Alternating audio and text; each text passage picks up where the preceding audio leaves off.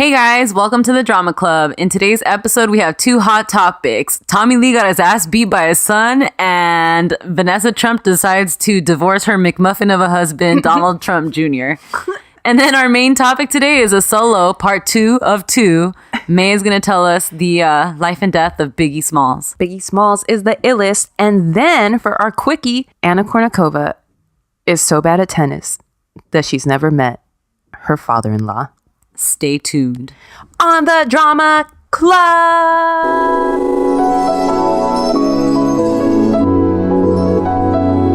What up, fam? What up, fam? It's good, y'all. Feels good, right? Good, right? Yeah, I know it do. And without further ado, we broadcasting live. Yeah, so I'm watching the assassination of Did you fall? Yeah. He didn't get You that. fell? Yes. You fell and you screamed like a full 3 minutes later. Whoops. I don't understand what just happened. I fell. But why did you scream 3 minutes later? Dude, I'm starting on Hot Topics because we don't know how long we have you for. How long will you be with us, Stephanie? No, I don't know. I don't think I realized I was falling until I was like almost down. Mm-hmm. All right, anyways, go ahead. I'm back. All right. I got a topic. I got a hot topic for you, Steph. Okay, what is it? All right. This one, friend of the show, Jasmine, put me on to. Okay. Do you know that Tommy Lee, I was going to say Tommy Lee Jones. Two very different people. But did you know that Tommy Lee, he got into a fight with his son, like a fist fight? Yes. Isn't that so ugly? It's fucking crazy. So what happened?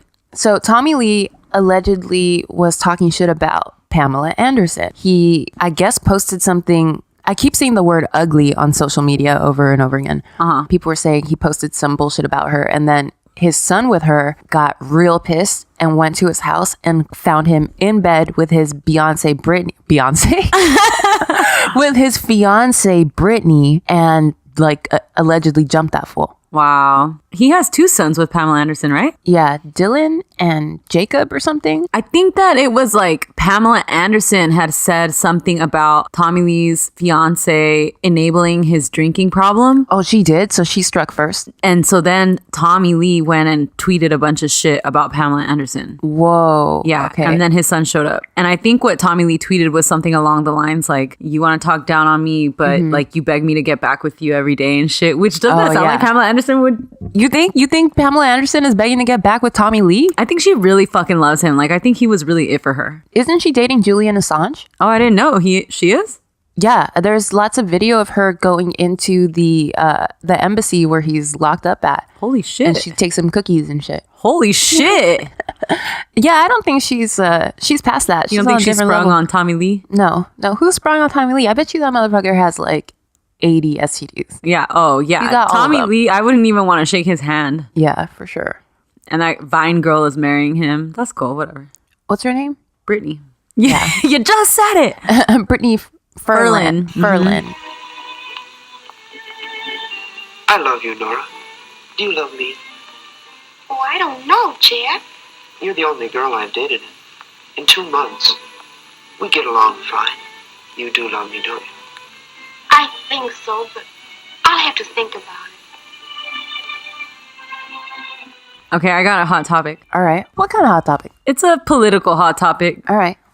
So Vanessa, wife of the Don Jr., has filed for divorce. Ugh, good for her. Yeah. Get out of there. I do think I heard that they have 5 kids together. Yeah. So that's unfortunate for that. What are you going to do? But maybe not. Maybe she's trying to protect them, right? Yeah. So there's a lot of speculation as to why she would do it during the election, during her father-in-law's presidency. But because isn't that one of those times where like people stay in the marriage just for appearances, just because? Yeah, like there's a lot of outside pressure to stay together. So I think something must be going down for her to be like, no, I'm getting out right now.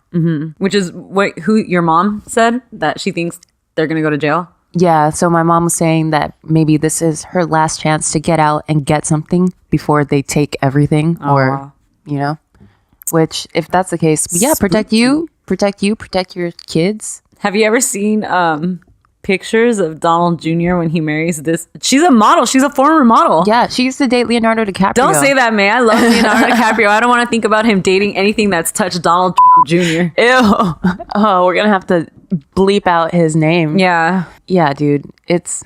Oh, have you seen pictures of them when they first got married? Yeah, and Junior looks all greasy. Yeah, he looks like a fucking McMuffin. He looks like a jawbreaker that fell on the floor. Yeah, like at a hair salon, because he's got like hair. He's got weird ass long hair, and he's greasy. And then the other one, Eric. Oh yeah, he looks like that guy's dusty. He looks like an albino Jolly Green Giant. He does look like that. He's gross. Yeah, but I guess good on Vanessa getting out while you still can. Yeah, while there's still some money left. Yeah, do you, girl? Do you? You paid your debt to society. You paid your taxes. Bob, did you feel this way when you fell in love with Jean? Oh, look. I've felt that way lots of times. The trouble with you is, you don't seem to understand what love is really about. You young punks go to the movies a couple of times, do a little necking, and you think you're in love. I've never seen anything like it. All I wanted to do was ask. You don't have to get sore about it, do you? I'm sorry, Jack, but look at it this way. You just haven't been around enough to know what love really is. Believe me, it's nothing like the slush they give you in the movies. Okay, so today is part 2 of the long-awaited saga, brought to you by All the Way May and Stepanopolis Curry. The life and death of Tupac and now Biggie Smalls. Was that funny or just ridiculous? A little bit of both. A little of this, a little of that. Oh, God. All right, so hit us with it, May. So this is the story of Christopher Wallace, a.k.a. Biggie Smalls, a.k.a. the Notorious B.I.G. To prepare for this, among other things, I watched the Nick Broomfield documentary, Biggie and Tupac, from 2002. You watched that, right? Right. Yeah. I also watched Murder Rap Inside the Biggie and Tupac Murders from 2015. You saw that too? I did, yeah. Yeah, okay. And I read a Rolling Stone article from 2011 called The Unsolved Mystery of the Notorious B.I.G. Oh, and obviously, I rewatched Notorious. Oh, you did? Yeah. That's cool. See, that made me sad because when I was doing the research, I thought about watching Notorious because Tupac makes scenes in He's it, got right? cameo. Cameos. And then I was like, why isn't there a good fucking Tupac? Yeah. You know, All Eyes on Me that's unfortunate that It was that's like- his. It's a step above a Lifetime movie. That's fucking crazy. You see that Britney Lifetime movie? I love Lifetime movies. Oh, yeah, me too. Did you see the one Brittany Murphy? Oh, yeah, that was a good one. But did you see the one that Will Ferrell and Kristen Wiig did together? No. That was like, it was like they played it straight. No? Yeah, it's good. That's awesome. Remember that Saved by the Bell Lifetime movie? Oh, that I want one. a Lifetime movie about the cast of Friends. Oh, yeah. Why don't they have that already? Because they were low-key friends, so like there's no drama, you know? But Chandler was on fucking meth or some shit. Yeah. Chandler remembers Vicodin. He sure does. Remember how Biggie's son played Baby Biggie? Right. That was so cute. That was very cute. Is he still acting? You know? He is, yeah. Yeah. The only thing I've seen him in is in a Will Ferrell movie. Oh. Like it was a semi-serious one. I want to say it's called Everything Must Go. Yeah. Okay. That's a cute movie. Yeah, it's really cute. Remember how Ice Cube's son played Young Cube in Straight Outta Compton? He's good in that one. He's real good. And he's really good. Like, isn't he still acting? Yeah, he's still acting. I know that he's in a movie coming out with 50 Cent and Porn Stash from Orange is the New Black. Really? Yeah. Wow. I don't know if it already came out or if it's coming out, but whatever. What I'm surprised about is that they haven't gotten him to reboot Friday. Right? Doesn't that seem like because Ice Cube a money was grab? Fucking pumping out Fridays at the end, huh? He was just like, fuck it. It seems like if they wanted to get their money. Is there one after Friday After Next? I don't think so. No? Mm-mm. That one is so bad. Yeah. And I love Next Friday. Next Friday. No, I love it. I watched that one a grip with my cousins when I was little. More than Friday? Yeah. Not more than Friday. Okay. No. I recently got into that happens to me every couple of years. Like What? I'll get into like watching Friday. Oh yeah. We did it in college. Yeah, one we time, watched me and it. the twins. No, you and I watched it in college too. A bunch of times. Yeah. It was that time we built the fort. Oh yeah. Good times. All right. So anyway, almost all the research that I did for the story, pretty much every single time they begin with the murder, because the real scandal for some people is what leads up to the murder and what immediately follows it. Right. So I'm going to start with the murder too. Okay. Biggie was murdered in Los Angeles on March 9th, 1997. He was 24 years old. Selena was 23. Really? Doesn't that hurt? Yeah. That hurts your soul. We're gonna have a 4-part special to the life and death of Selena. Yeah. Oh yeah. Yeah. And we're never gonna finish it because I'm not gonna be able to. Right. We'll start it now. Scratch it. I'm not going to do Biggie anymore. Let's start doing Selena. No. So Biggie was in LA promoting his album and to attend the Soul Train Music Awards, where he presented Toni Braxton with an award. Aw.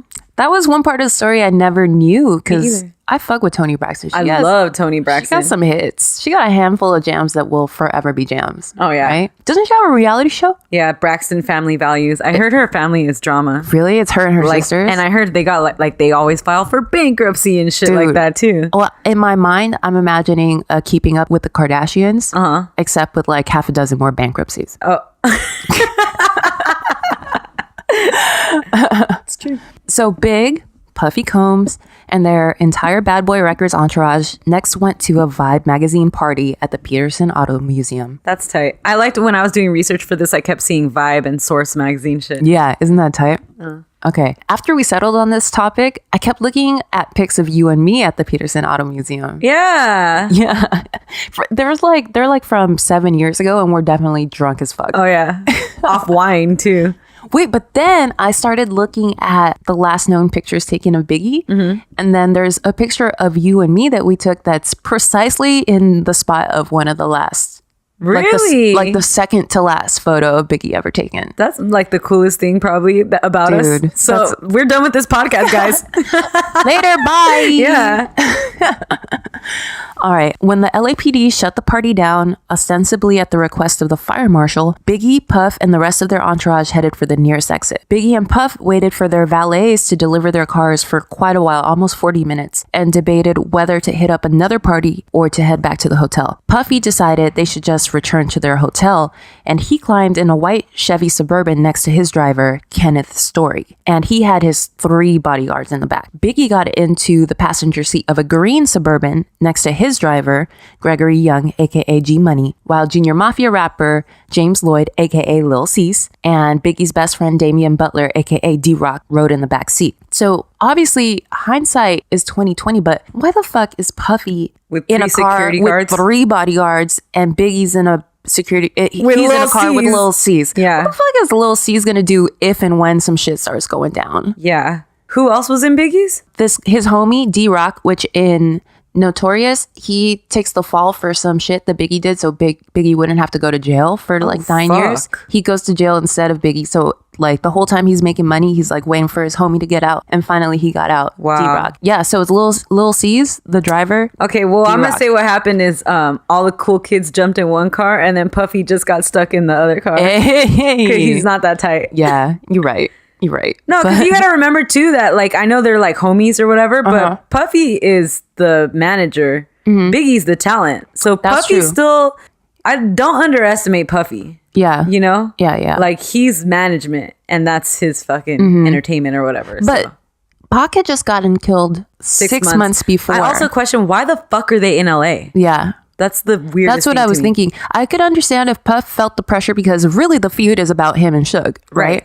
So I could understand if he felt pressure, But not to the why- public. I think to the public, maybe they thought it was more about Tupac and Big Biggie? and Tupac. Yeah, Maybe that's true. But Lil Cease, Oh yeah, come on. this is the fool who's saying, "I want an interlude in the nude on Crush on You." Like, who's he That's protecting? my favorite song, Dude, it's so good. Oh, yeah. it's so good. Let's put it on. But then, okay, so after Pac was killed in Vegas, Suge goes back to jail. Right, because he's violating his probation. Yeah, he shouldn't be out of the state. Right. And also he participated in the beatdown of Right. Orlando Anderson. So he's in jail. So I'm thinking maybe Puff was like, well, Suga's in jail. Oh, okay. Tupac okay. is dead. Right. What's, you know, What's gonna happen to what could me? possibly happen? Yeah. You know? So Puffy's car is leading the caravan, and they blew through a yellow light at Wilshire as the signal turned red, and Biggie's vehicle stopped at the south side of the intersection. A white Toyota Land Cruiser promptly made a U-turn and tried to cut between Biggie and a trailing Chevy Blazer driven by Bad Boy's director of security. So it's a caravan of 3 cars. Right. Puff, Big, security. Okay. Okay. At that moment, a dark-colored Impala SS pulled up on the Suburban's right side. The driver, alone in the sedan, was a black male in a blue suit and a blue bow tie. The first things that witnesses said was that he looked like he was in the Nation of Islam. Oh, wow. He looked Biggie in the eye for a moment. I like how they said eye and not eyes because Biggie has a lazy eye. Oh, yeah. He looked Biggie in the eye for a moment, then reached across his body with a blue steel automatic pistol held in his right hand, braced it against his left forearm, and emptied the gun into the front passenger seat of the Suburban. Biggie was the only passenger in the vehicle hit. As the Impala sped away, heading east on Wilshire, the Land Cruiser made another U-turn and drove off. The Suburban in which Puff rode slowed nearly to a stop when Story, the driver, heard gunshots. Everyone inside ducked. Then someone shouted that Biggie was under attack. Puff jumped out of the vehicle and ran across Wilshire to the green Suburban. When he opened the passenger door, he saw Biggie hunched over the dashboard with his tongue hanging out of his mouth, bleeding through his jacket. Was anybody else shot in Biggie's car? No. So this is like a direct attack against Biggie Smalls. He's ambushed. Yeah. You know what's crazy? I didn't realize until I saw the documentary Murder Rap that there's footage of this. Right. Not of the actual murder happening, but of the Puffy. aftermath. Yeah. Like Puffy running across the street. Isn't it weird that in that time, it's not like people had their phones, you know, Right. with a cam. Somebody had like a straight up camcorder. Like one of those where you put like a whole VHS tape in it. No, yeah, you're right. They were carrying that around and they got this? That's insane. That's pretty...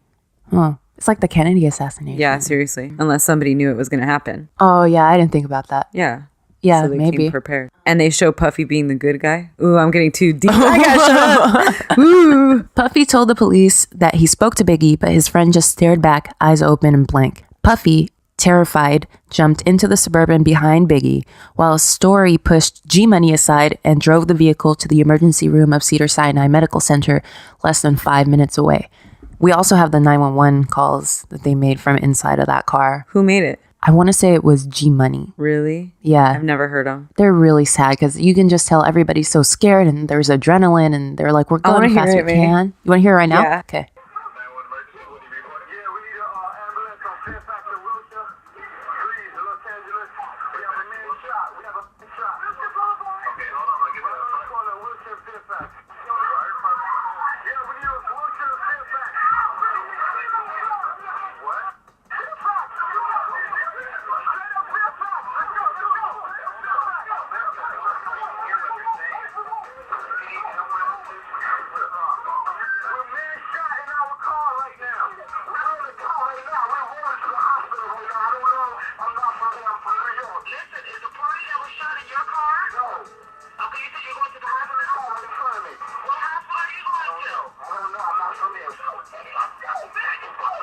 That's Puffy. We're on Cochran right now. We're gonna have to go west, are we? Did the fire insurance anybody just pass? No, listen, Joe, you gotta go back. You gotta turn around, Kenny. You're going the wrong way. Nigga, what the fuck is wrong with y'all, man? What's wrong? What you doing? What kind of car was it? I don't know. I don't know what's still on.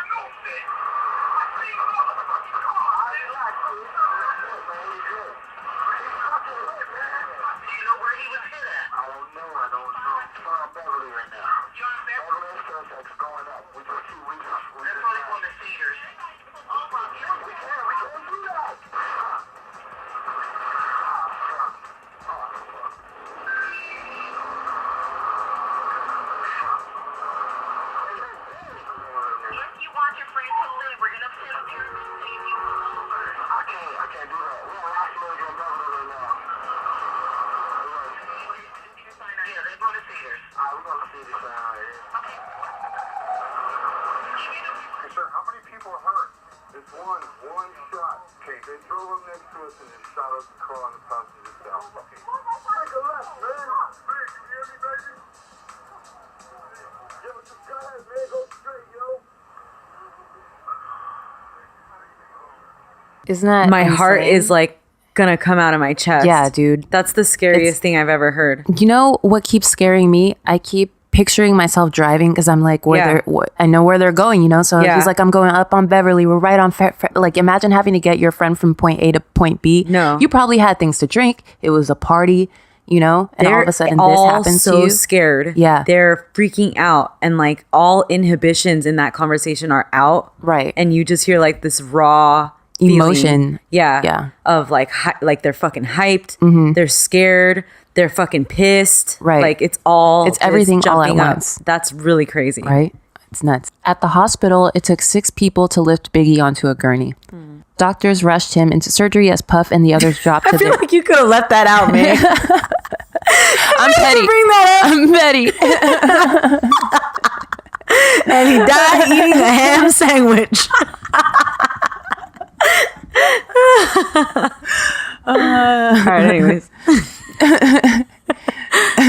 Doctors rushed him into surgery as Puff and the others dropped to their knees and prayed. But Biggie was pronounced dead at 1:15 a.m. How long after they got there? They got there 5 minutes after he originally got shot, but I don't know how long after it was that he was pronounced dead.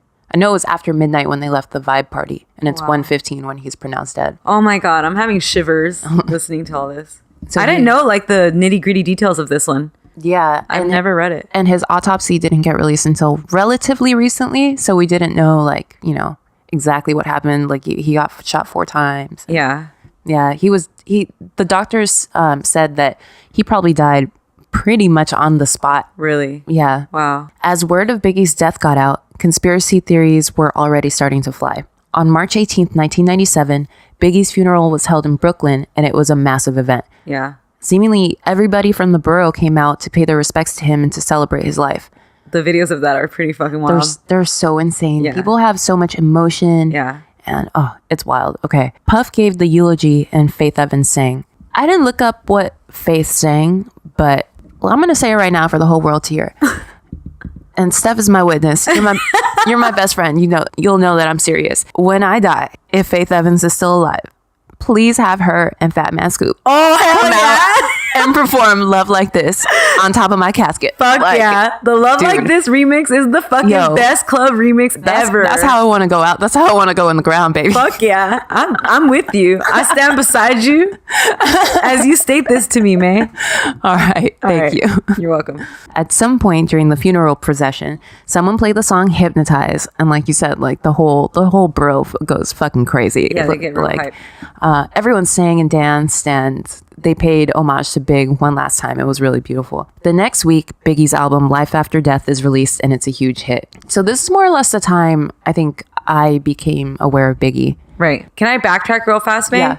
You know why I think it's so daunting, that story, that like 911 call and everything about Biggie's death when they're going to the hospital? We don't have that with Tupac, you know? Right. Because Suge Knight won't say a damn thing. Yeah. So we don't know what was going on in that van. Yeah, And yeah. we kind of know exactly what was going on in Biggie's van. You're right. And it's real. That's why it's so daunting, I think. All right, anyway. Do you think if we did have audio inside of Suge's BMW that it would tell a different tale? Like, Maybe. do you think that Suge would be freaking out? Like, oh man, my friend. Yeah, maybe, you know? Huh.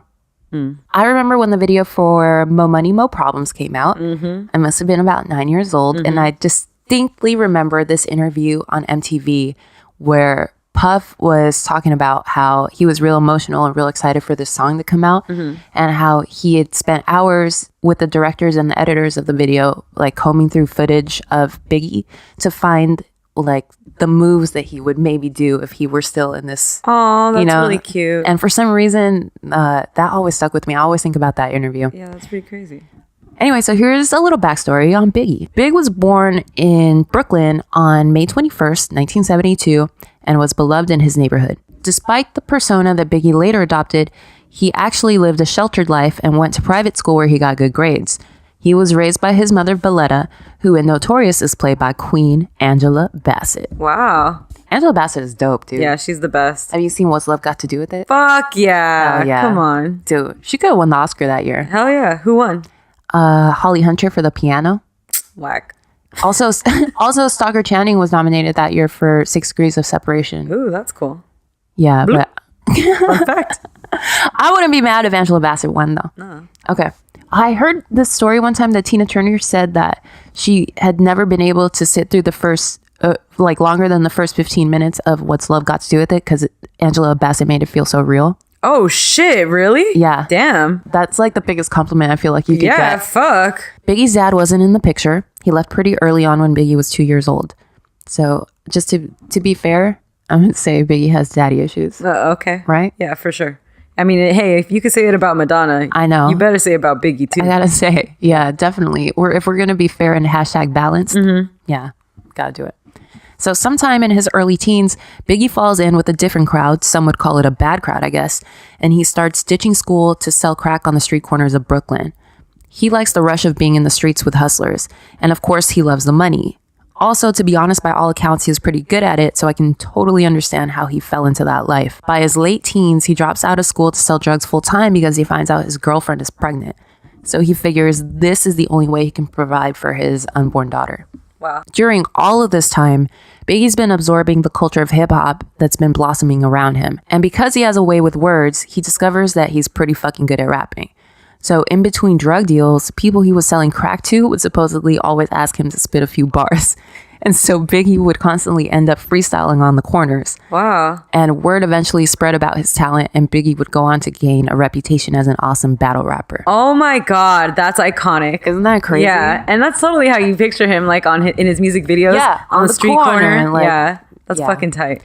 Did you know that Biggie went to high school with DMX, Busta Rhymes, and Jay-Z? No, I did not know that. Isn't that wild? Yeah. Like, when I read that, I thought, like, damn, what are they putting in the water at that Seriously, school? fuck. But then I was like, oh, it's crack. Oh yeah, of course. Probably crack. So, however, despite his talent, neither Biggie nor anyone else ever really considered that this was something he should or even could do for a living. So Biggie continues to hustle on the streets, and as his business grows, he starts having to take more and more risks. Eventually, Biggie is picked up in North Carolina by the cops and sent to jail where he misses the birth of his daughter. Oh, wow. Biggie's trifling, dude. Can you imagine getting knocked up and then, like, your baby daddy isn't there to witness the birth of your child because he got locked up for drugs? Yeah, that's fucked up. But it sort of turned out to be a blessing in disguise. Well, I don't know, because Biggie's dead. But while in jail, mostly just to pass the time, Biggie gets a little more serious about rapping and really works on his rhymes. Wow. By the time that he gets out, about 9 months later, he's really fucking good. Yeah. Like, he's incredible. Dude, if we went to jail and got out 9 months later... And we were rappers? No. Oh. When we came out, we'd have the best podcast in the world. Oh, yeah. I guarantee you it would be like us, then This American Life. You're shooting for the stars there, man. Don't be talking blasphemy about This American Life. They're like the Beatles of podcasts. Us, then Serial Season 1. Oh, Then- shit. Shout out to Adnan. I know you're listening to this in jail.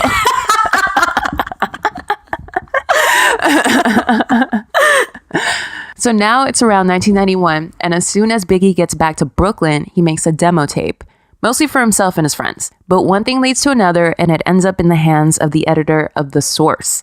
And the magazine features him in a 1992 column about the best unsigned talents. Wow.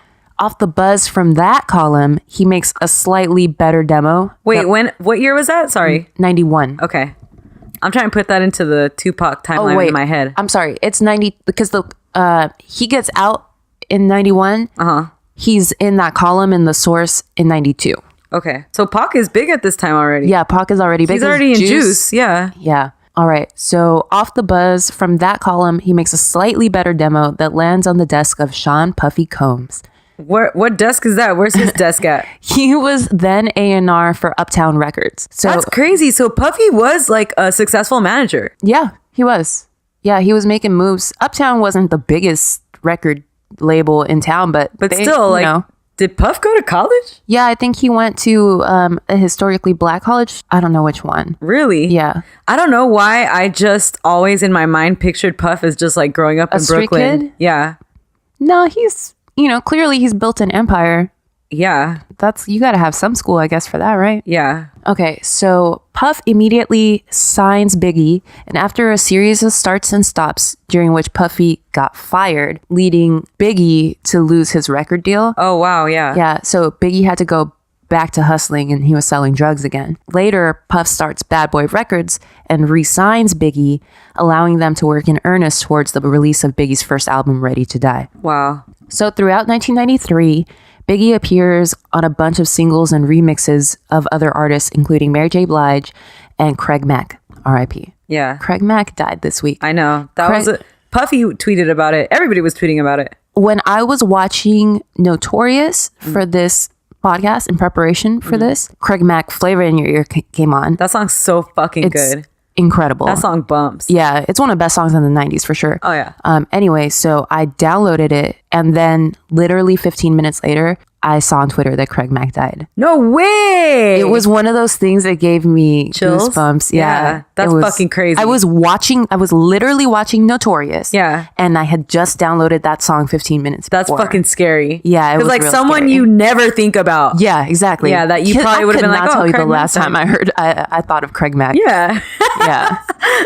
Fuck, but okay. All right. R.I.P. So his first solo single was Party and Bullshit. And in September of 1994, Ready to Die is finally released. The month before, he met and married Faith Evans after meeting her on a photo shoot. They met and married within a month? Within 1 month. Oh my God. His first, Ready to Die reached number 13 on the Billboard 200 chart, eventually being certified 4 times platinum. The album, released at a time when West Coast hip hop was prominent on the US charts, according to Rolling Stone, quote, almost single-handedly shifted the focus back to the East Coast rap. Wow. It immediately... When is Wu-Tang out at this time? Wu-Tang is already out at when this time. When does 36 Chambers come out? That's got to be like 92. So it must have been out for at least a year. Because there are 2 completely different, completely huge hip hop moments happening at the exact same time. Yeah. One in the East Coast and one in the West Coast. Right. And we don't see that often anymore. Right. Where like coast to coast sounds different, you know? Yeah. And it actually meant something artistically to be a part of either one. Yeah. And that doesn't really exist either. Yeah. Let me see their yeah. And honestly, Enter the Wu-Tang came out in 1993. Oh, there you go. Same time. But so Biggie... And you know what already started to make a comeback, making a name for the East Coast. Didn't A Tribe Called Quest, wasn't, which one am I thinking of? Came out at exactly that same time too, which was like a whole other sort of realm of... And then we got Snoop, Dre, and Pac over on the West Coast. That's fucking crazy. Yeah. That's all my favorite music. Right, exactly.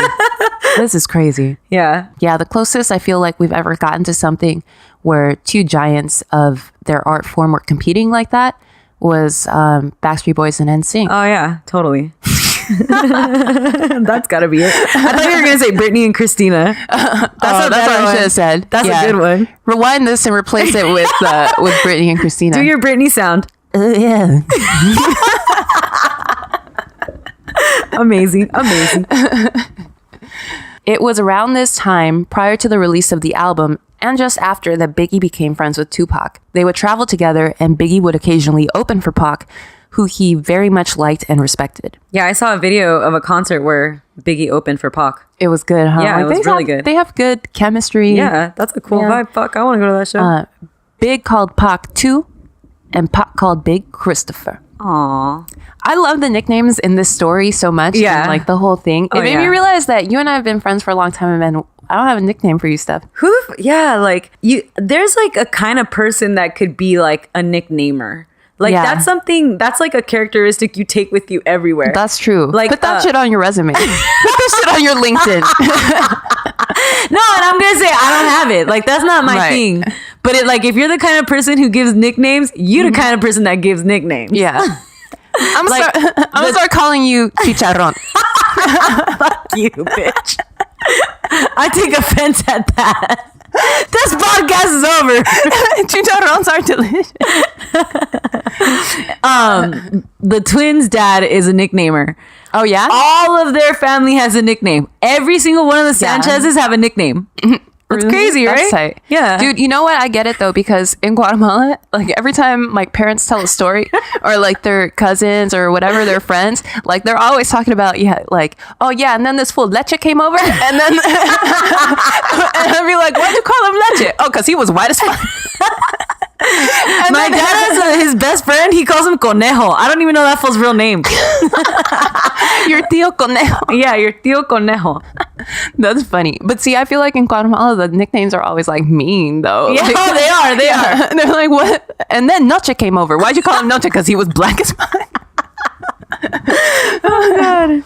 Okay. But then on the night of November 30th, 1994, Pac was assaulted and shot during a robbery in a Manhattan building where Biggie also happened to be. So Pac assumed that Biggie had something to do with it.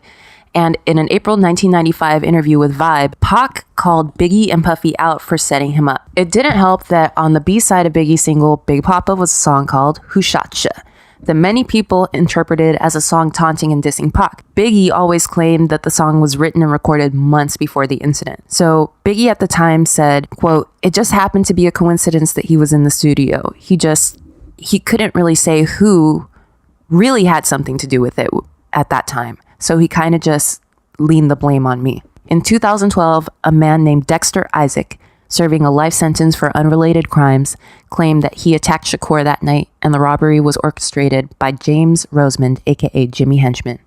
Whoa. P.S. Jimmy Henchman is a good nickname too. Yep. Steffi Chicharron. That sounds sick.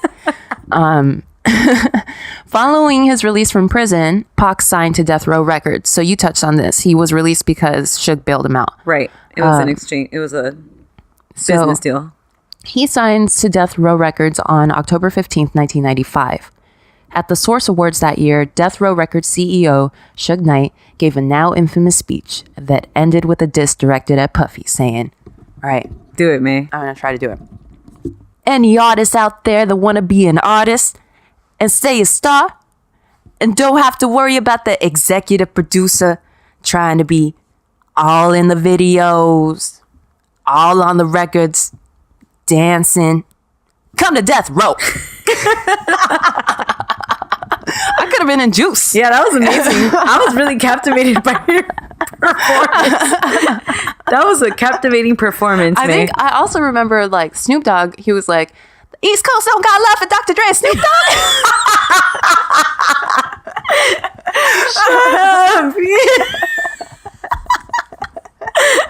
Oh my God. You could be on SNL, dude. That was so good. Good job, man. Me over Gilbert Gottfried, for sure. For sure. I should have been the bird from Aladdin. Yeah, for sure. Okay. Bad Boy Records and Death Row Records, now business rivals, at that point became involved in the intense war that would eventually cost both Biggie and Pac their lives. So this is when I started to think that, isn't it ironic that both Suge Knight and Puff are still alive? Yes. No, yeah. Right? I wanted to say something like that at the end of yours. Like, Yeah. think about the people we lost and the people that we still have from the Right. story. It's really just them. Yeah. It's insane. Yeah. And they're the centers. Arguably, without them, none of this ever would have happened. And they're still alive. Right? Even Biggie's mom blamed both deaths. This was in one of the documentaries I watched on, quote, the Puffy and Suge Knight war. She called it a war, Wow. which, yeah, she's right. It was Yeah. a war. Around the time that Pac signed to Death Row, Biggie started to work on what would become his second record, and he would spend the next year working on it. Eventually, he and Faith would separate, and Pac released his diss track, Hit 'Em Up, claiming that he had sex with her. This raised the tensions on the East Coast-West Coast feud that was already brewing around them. Do you think that Pac fucked Faith Evans? I'm going to say no. Really? Yeah, I'm going to say no. Why? I just don't see it happening. Why would you, if you're Faith, like, that's messy as fuck. No way. She's messy as fuck, dude. She married fucking Biggie after knowing him for a month, right? Yeah, I don't know. I don't see that happening. I do. Really? Yeah. I like that picture of them where they both look Yeah, fucked they up. look fucked up. Yeah. Oh, yeah. Oh, that's how I know they didn't have sex. They were too fucked up that night. Nah, they could have still done it. As we know, Pac was eventually murdered in September of 1996, and rumors of Biggie's involvement were reported almost immediately. A 2002 Los Angeles Times article called Who Killed Tupac Shakur, based on police records and multiple sources, reported that quote, the shooting was carried out by a Compton gang called the Southside Crips to avenge a beating of one of its members by Shakur a few hours earlier, and that Biggie paid for the gun. We talked about this on your episode. Biggie's family publicly denied the report, producing documents purporting to show that the rapper was in New York and New Jersey at the time. Wow. The New York Times, however, called the documents inconclusive. Faith Evans remembered her husband calling her the night of Pac's death and crying due to him being in shock. Faith added, I think it's fair to say he was probably afraid. Given everything that was going on at that time and all the hype that was put on this so-called beef, that he didn't really have in his heart against anyone. Asked about Pac's murder shortly after it happened, Biggie said, I would never wish death on nobody because ain't no coming back from that. Which is funny because his album's called Life After Death. Yeah. I was going to say that's like kind of a like almost ironic or really weird thing that both of them like mentioned death in their art. Yeah. Yeah. You think they had like premonitions or something? Yeah. It's just creepy looking back, you know? But maybe they had premonitions of this because that's the life that they lived. Like they were gangsters. You're right. Absolutely. Yeah. Pac's biological father also stated that Biggie came to him after Pac's death to offer his condolences and to express that he didn't have anything to do with it. Pac's father says he believed what he told him. Pac's father like walked out on Pac and his family, so whatever. He doesn't really have a whole lot to do with it. A few months later, Biggie started making plans to promote his album, which led him to California where he would ultimately lose his life. Wow. So let's cut to after the murder now. Okay. So law enforcement really dropped the ball with this one, which kind of fueled the fire of the conspiracy theories that would come out in the wake of the murder. And you would think that they would be heightened, right? To like do a good job considering this is just 6 months after Pac died. Right. And the public scrutiny that was already ongoing. On it. Yeah. Yeah. So first of all, Puff and Big were being followed by the FBI. Wow. So there are FBI surveillance pics of them from all throughout that day. Why are they being followed? They were being followed after a congressional investigation was launched due to fear of hip hop's quote unquote inflammatory content. Oh my God. If the FBI was following them though, where were they that night? This is just some conspiracy theory shit. That is some hella conspiracy theory No, shit. but for real, where were they? If they had the day off, fuck. If they followed him all day, they were just like, okay. Well, I mean, that's how surveillance works, though. Like, when we hire surveillance, it's like from 11 to 4 or whatever the fuck. Yeah. They don't stay with them like all 24 hours. Okay. Debunked. Biggie's murder was initially assigned to a detective named Kelly Cooper, who wasn't even a part of the robbery homicide division of the LAPD.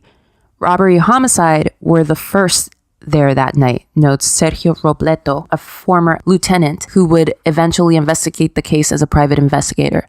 But they were gone by the next morning and didn't come back to the case until an entire month had passed.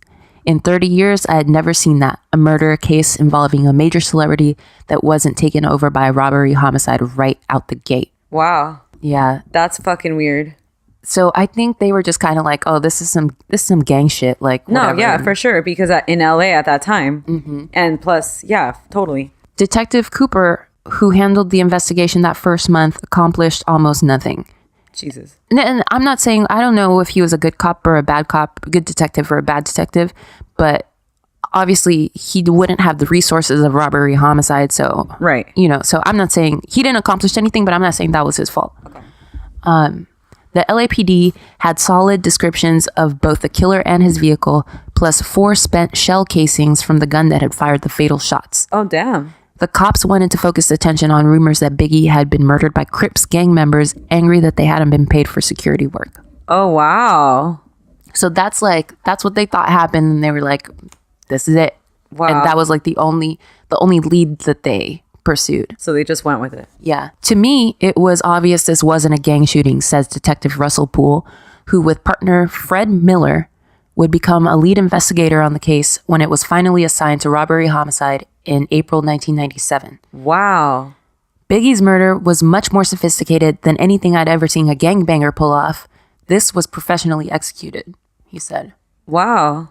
Detective Poole, who died in 2015, is now the main source of the conspiracy theories that claim that the murder was a hit carried out, at least in part by, if not fully with the knowledge and cooperation of the LAPD at the request of Suge Knight. That's fucking crazy. So his version of events seemed to be the basis of the Nick Broomfield documentary. But in my opinion, I think Poole got caught up chasing these leads because he found so much corruption in the LAPD Right. at that time that it sort of like blinded him, and it led him down different paths that if you're looking at it with fresh eyes now, you're like, there was no reason. The obvious answers are in front of you. Right. You know? Yeah, so this was shortly before the Rampart scandal, which exposed and showed a lot of the public just how dirty the LAPD could be. And this was also just a few years after the Rodney King beating and the riots. So clearly a lot of shit was going down, and, you know, Yeah. still probably Yeah. goes down. When Poole can't find hard evidence of LAPD involvement, it leads him to think there was a cover-up going on. Later, he's pulled off the case because the investigation wasn't really going anywhere. Right. And when he's pulled off the case, he becomes absolutely convinced that there is a cover-up going on and that he's being silenced. So in 1999, he resigns from the department. Wow. Later, in 2002, Biggie's mom and his estate sue the LAPD for wrongful death in a lawsuit that could potentially cost the city of Los Angeles $400 million. That was based off like what the judge believed Biggie's earnings would have been throughout his life, right? Throughout his lifetime. That's fucking crazy. Yeah. Which, I mean, how much is Jay-Z worth? Oh, well, yeah, like 200. Oh, are they worth More. $1 billion? They're worth $1 billion together. Yeah. I know he's worth more than her. He is? Yeah. Because he has his hands in businesses. Yeah. Yeah, so this judge is kind of a dick, huh? $400 million is fair, I think. Really? Right? If the basis is, Oh, no, is you're what right, he you're would right, have you're earned. right. As a result, the LAPD assigns a new task force to investigate the crime in hopes of clearing the LAPD of any wrongdoing.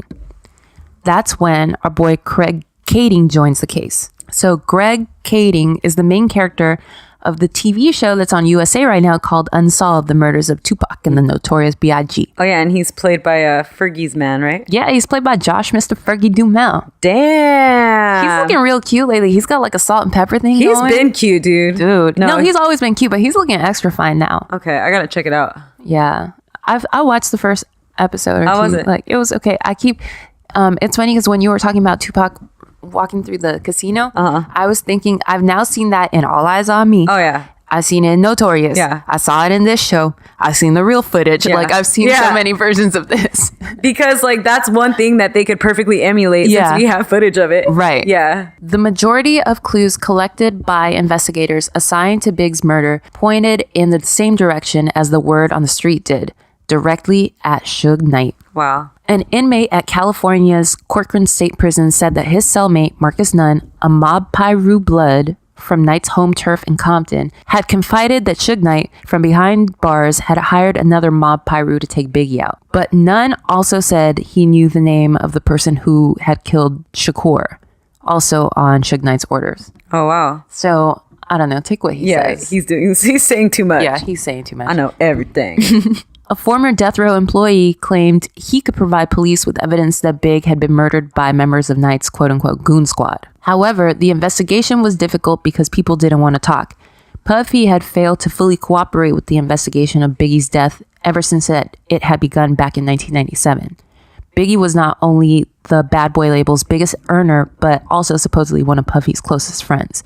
Wow. Yet Puff had made it clear from the start that he would be doing nothing to help police solve the murder. Wow. Gregory Young, who had been sitting next to Big when he was shot to death, told police that Puff went so far as to tell the other members of the Bad Boy entourage that, quote, if our names ever appear on a witness list, we're out of a job. And now suddenly the other witnesses who were in the vehicle with Biggie on the night of his death also seem to be losing their memories. Wow. Yeah, but after hearing the story of the death of Tupac, I kind of understand why he wouldn't want to talk to the police, because it might potentially open him up to scrutiny over the death of Tupac, right? Yeah, totally. Biggie's mom said, if Puffy has been threatening people with the loss of their jobs for cooperating with the police, I want that made public. If, and I'm going to spell that capital I, capital F, if he did that, then I think he's lower than low. So this is the only time that I've ever known her to speak That's crazy. somewhat poorly of Puff. Wow. But she does it with the caveat of saying if, though, right? But she's right, though. Yeah. No, hell yeah. She also said, in reference to a question about what she imagines her dead son would say about her claim that his murder was the nexus of a vast and complex conspiracy, she pauses for a few moments, then answers, I think he would say, well, if you didn't know before, now you do. Which totally isn't the correct lyric and has literally been keeping me up at night that she doesn't know it. What is she trying to say? She's trying to say, and if you don't know, now you know. Oh my God. I didn't even understand what she was saying. She said, if you didn't know before, now you do. Oh, shit. That's amazing. So it's a different song. Yeah, for sure. It doesn't have the same Oh, yeah. No. ring to it. Yeah, somehow that doesn't work. Meanwhile, the murder of Biggie had taken place not long before Suge Knight was moved to the men's colony. And an informer named Hamans recalled that Suge hadn't needed much time after his arrival to take credit for the killing.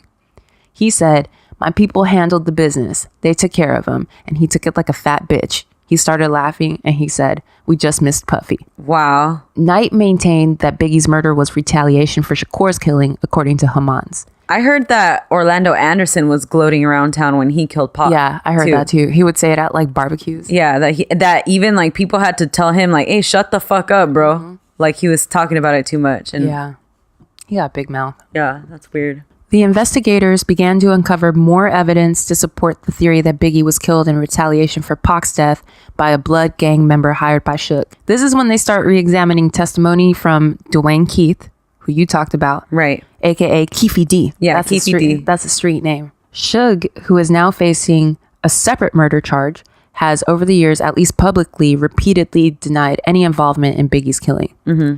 Task Force member Greg Kading, in his book Murder Rap, alleged that the now deceased Wardell Faust, aka Poochie, a Mob Piru blood gang member from Bompton, shot Biggie after being hired by Suge. He wrote that the killing was revenge for Pac's murder, just like the informant had said. Right. He and his partner also got an old girlfriend of Suge's to flip on him and admit that she delivered money to Poochie for him to carry out the hit. Yeah. Just as the task force was about to make a move on getting a wire on Suge, the LAPD pulled the plug on the case because all they cared about was proving that the department wasn't involved in the murder. That's fucking crazy. They didn't want to spend the time, money, or resources to actually prosecute anyone and potentially open themselves up to that scrutiny again. That's so crazy, right? That's crazy, dude. Yeah. So Kading makes it a point to say that... The thing with his story is, like, we at least know that part's true. What part? That they stopped the investigation once they got enough. Oh, yeah. Yeah. Because otherwise, like, why would they just It seemed random when they reopened it. Well, they had to because of the lawsuit. Oh, right. They had to clear their names. They said that was enough to bankrupt the city, the whole city. That's fucking 400 crazy. million. Damn, That's pretty high, dude. Your career was so big that it was enough to bankrupt the city? Of the city of Los Angeles? Okay. That might have been the best thing, the East Coast, West Coast rivalry. You can't come back from that. I'll bankrupt your whole city. So Kading makes it a point to say that the murders are not unsolved. They're just unprosecuted. Wow. Yeah. I really liked his documentary, Murder Rap. Murder Rap, yeah, I thought it was good. I heard him on a podcast too. Yeah. Yeah, he seems, everything he says, it fits. It does, yeah. It's totally so believable. Simple. You can't break it down like the other one you said. Yeah. Yeah. It makes sense. Yeah, so that's the story of Biggie Smalls. That's crazy. He's the illest. So that's what all the people died under the age of 25. That's wild. That's fucking crazy, right? Yeah. I wonder, was Suge the oldest out of them? He seems like he's the oldest. I think so, yeah. He looks to be the oldest. You know that Biggie's younger than Jay-Z? No. It doesn't feel that way, you know? No, yeah, it feels like he's older. Yeah. I can't believe, like, this whole thing is so fucking crazy to me because we're at a time in LA when there's a lot of corruption and there's a lot of bad looks for a young black man in America, like you were talking about. And we have, like, two of the biggest rappers in the world get killed within 6 months of each other. Yeah. I think that's, like, the craziest fucking thing. Like, to have lived through that, you know, you have to feel some kind of way about it. Right. Like, imagine if Drake and, like, Kanye both died. Well, I was thinking something like Leonardo da Vinci and Michelangelo. Yeah, right. Like died. Their Like 6 months from each other. Their people were feuding. Yeah. And they died 6 months from each other. It's like fucking crazy. I understand your love for Tupac. I really do, because the man is an artist. I love Tupac. I think he's deep. I think he's a philosopher. No, he is. I don't feel that way about Biggie. I don't feel that way about Biggie, but I don't think that was Biggie's purpose. That's not what I go. I don't put my headphones on thinking like, oh, I want to think about this. I want to think real deep. I just want to feel the rhythm in my body. So what was his purpose? Just to give a good jam? Yeah. He was just a musician. Yeah, he was and just a he did that musician. very, very well. Yes. Yeah. Okay. I'm with that. Pac Was the better artist? Was the better artist. I don't think that his music was necessarily better. Oh, hell yeah, it is, man. Fucking crazy. No, I don't think his music is better, but on the whole, as a whole package, he's a better artist. Yeah. He's thinking beyond just the music. lyric and the music. Yeah. But they're both great. They're both great. They're both very great. I'm telling you, I was listening to Tupac nonstop since I started. Oh, me and you've too. been listening to Biggie? Yeah, I'm going to Biggie switch it and up Lil' now. Kim. Because in your car, because you were playing Biggie, I was like, oh, fuck yeah, I got to put on Ready to Die. No, you got to put on that Junior Mafia Conspiracy. Yeah. Yeah, because it has a lot of epic Lil' Kim moments. Oh, hell yeah. I didn't have time to talk about Lil' Kim in this, but I wanted to. We could do a Lil' Kim episode.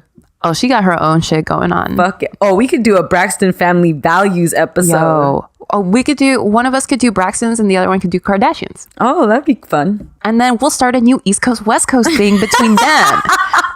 Are the Braxtons from the East Coast? I don't know. I think they're from Atlanta. Oh, fuck. Yeah. But actually, let's not start that feud because I don't want Tony and Kim ending up dead in some sort of like makeup feud. Within 6 months of each other. Yeah, no. Yeah, No. let's not go down this path. No. Right. That was me. That was me spitting on the evil eye. Hopefully that doesn't happen. Oh, okay. Good job, man. I didn't know you were a witch. About our talk at the dance last night. In the garden, you know. Well, I guess after seeing Bob and Jean, I think that love, a real mature love, is more than I'd imagined. I guess so. On Bob and Jean, it looks all right. But We're not ready for that kind of attachment, are we? But we can still have a lot of fun, can't we? sure we can. Would you like? How about going roller skating next Friday night? Oh, Jack, that's a wonderful idea. That's the kind of fun I like. All right, we gotta do a quickie. That's a good one. It's a real quick fun fact. So, Enrique Iglesias, You know, Latin heartthrob, bailamos. crossover pop artist, has been with Anna Kournikova, ex-tennis star, horrible tennis player Anna Kournikova. My dad fucking hates her. Oh, really? Yeah, he's like, esa. Let her be. She got out. Yeah. She made her money. She got out. She's Whatever. bad. Anyways, so they've been together for like fucking ever, right? Yeah, like 20 years. Are they married or are they just together? No, I think they're just together. But they have kids too, right? Yeah. Low-key, I like that. Oh, me too. That's so cool. Because you shouldn't really know. I shouldn't know enough to make a podcast about your life. yeah. Keep that shit yeah. to yourself. Anyways, okay, so they've been together like 20 fucking years. They got kids and shit. His dad is a very, very famous Latin pop star, Julio Iglesias. Who was on an episode of The Golden Girls. He was? Yeah. I didn't know that. Yeah, he's macking on one He's of the fine. one of the girls. They're both fine. Yes. Yes. Yeah. Yeah. Okay. All right, anyways. I'll allow it. Thank you, counsel. Okay, so Julio Iglesias, super famous pop star. It's almost like what's like a dad son. Will Smith and Jaden Smith. There you go. Almost like that. Yeah. Like if Jaden Smith, you know, Right. Because Julio's super famous. and then his son gets super famous Yeah. because he's so famous. Right. You know, like celebrity kids, like they're so famous because Enrique is more famous than Julio. no, I'm Than saying Jaden? Than Jaden though. Well, Enrique actually sings. Like Yeah. he has an actual talent. He's not just famous for being someone's kid, but he's also famous for that. Right. Okay, so Julio Iglesias has never met Anna Kournikova. What the fuck? How is that? Like, and the thing is too, like, brown people, we don't get estranged from Right. our parents. That's No, not something that shit Hispanic people do. You're not allowed. No, hell no. They'll find you. They'll fucking find a way Yeah. to talk to you and annoy your ass. Yeah. If you don't answer the door, they'll like open a side window and they'll like, come in and be like, "Oh yeah, you didn't answer the door, so I just came in." Yeah, I couldn't go like a month without seeing my parents. Yeah, they'd for be sure. like, "What the fuck? ¿Te acordaste que tenías mamá o qué?" So that's pretty crazy, Dude. And that's a quickie. You know what it was though? What? I imagine he watched her play tennis once and he was like, "No, Oh yeah, no para mi hijo." Like a telenovela. Oh, I would love to see a fucking... Is there a Lifetime in Espanol? Can they do one on the Iglesias family? Yo. That's a good one. Dude, you play Anna Kournikova. Oh my God. All right. Anyways.